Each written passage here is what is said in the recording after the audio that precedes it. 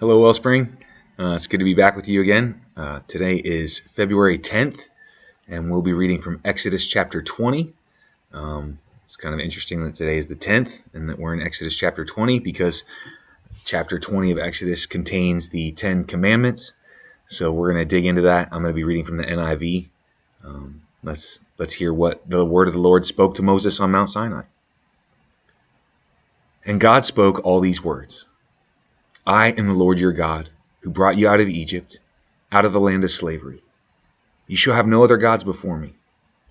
You shall not make for yourself an image in the form of anything in heaven above, or on earth beneath, or in the waters below. You shall not bow down to them or worship them. For I, the Lord your God, am a jealous God, punishing the children of sin of the parents to the third, punishing the children for the sin of the parents to the third and fourth generations of those who hate me, but showing love to 1,000 generations to those who love me and keep my commandments.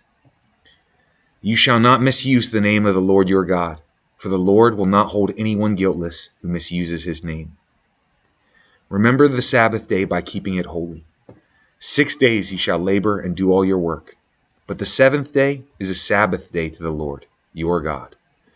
On it you should not do any work, neither you, nor your son, nor your daughter, nor your male or female servant, nor your animals, nor any foreigner residing in your towns. For in 6 days the Lord made the heavens and the earth, the sea, and all that's in them, but he rested on the seventh day. Therefore the Lord blessed the Sabbath day and made it holy. Honor your father and mother, so that you may live long in the land the Lord your God is giving you. You shall not murder. You shall not commit adultery. You shall not steal. You shall not give false witness or testimony against your neighbor. You shall not covet your neighbor's house. You shall not covet your neighbor's wife, or his male or female servant, his ox or his donkey, or anything that belongs to your neighbor.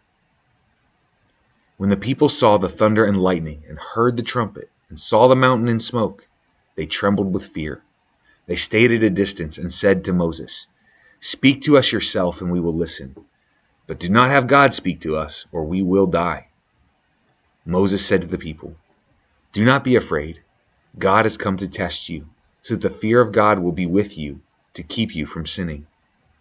The people remained at a distance, while Moses approached the thick darkness where God was. Then the Lord said to Moses, Tell the Israelites this. You have seen for yourselves that I have spoken to you from heaven. Do not make any gods to be alongside me. Do not make for yourself gods of silver or gods of gold. Make an altar of earth for me, and sacrifice on it your burnt offerings and fellowship offerings, your sheep and goats and your cattle. Wherever I cause my name to be honored, I will come to you and bless you. If you make an altar of stones for me, do not build it with dressed stones, for you will defile it if you use a tool on it. And do not go up to my altar on steps, your private parts may be exposed. So there we have the 10 commandments given by God to Moses on Mount Sinai. And, we can dissect each of them if we wanted to, but today I just thought it would be kind of poignant to look at, if I remember correctly, it's the third one. 1, 2, 3. Yeah, 3. You shall not misuse the name of the Lord your God, for the Lord will not hold anyone guiltless who misuses his name. I know that the Old Testament is not our law, and that it's not what decides for us if we are saved or not, because Christ fulfilled all the requirements of the Old Testament. But there's still some really good things in the law of Moses in the Old Testament that if we apply them to our lives will help us to live lives of honor and integrity, to honor the Lord. There's still some really quality things that if we apply them to our lives, if we apply principles, we become a better reflection of Jesus to the world. And for me, this is one of those things. When you look at the third commandment that asks us not to use God's name in vain, people use a lot of profane language. People at work, people around us, in the grocery store, comedians, what we hear in the movies. We hear profanity all the time.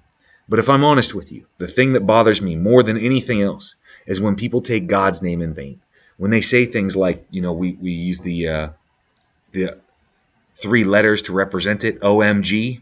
When you hear people say that out loud, or when people say GD, right? We hear those things put together. Those are ways of cursing God's name. They're a way of abusing his name and taking the most holy name that's ever existed and then using it for a foul purpose, or for an or for explaining that you're excited, or that you don't understand what's happening, or that you're bewildered. And it falls so short of the glory and honor and reverence that we ought to give God. And I'll be honest with you, church. One of the things that bothers me the most is when I hear Christians using God's name in vain. And this might just be your pastor's thing, right? This is maybe just my thing, but I think we would do well and honor God if we would guard ourselves, if we would stop our mouth and stop our tongue from taking his name and abusing it. So if that's something that you struggle with, I know it can be a habit. Habits can be extremely hard to break. I'm going to encourage you to take this to Jesus and ask him, Jesus, help me to stop using your name in vain. Help me to stop cursing people with your name. God, I don't want to speak your name out in a way that doesn't honor you or bring glory to you. So I'm going to encourage us, Wellspring, to collectively as a community of faith, let's make a choice together to say we are not going to take God's name in vain as a community of faith. We're going to elevate his name. We're going to praise him. And we're going to use his name to bless people, to bless those who curse us, because he's the one who's capable of doing that. And he told us to do that, right? Bless those who persecute you. So let's just make that commitment together. Can we do that, Wellspring? I love you guys. God bless you. I'm blessing you in his name. And stay strong in the Lord as you meditate on his word and on these 10 commandments. Have a great day.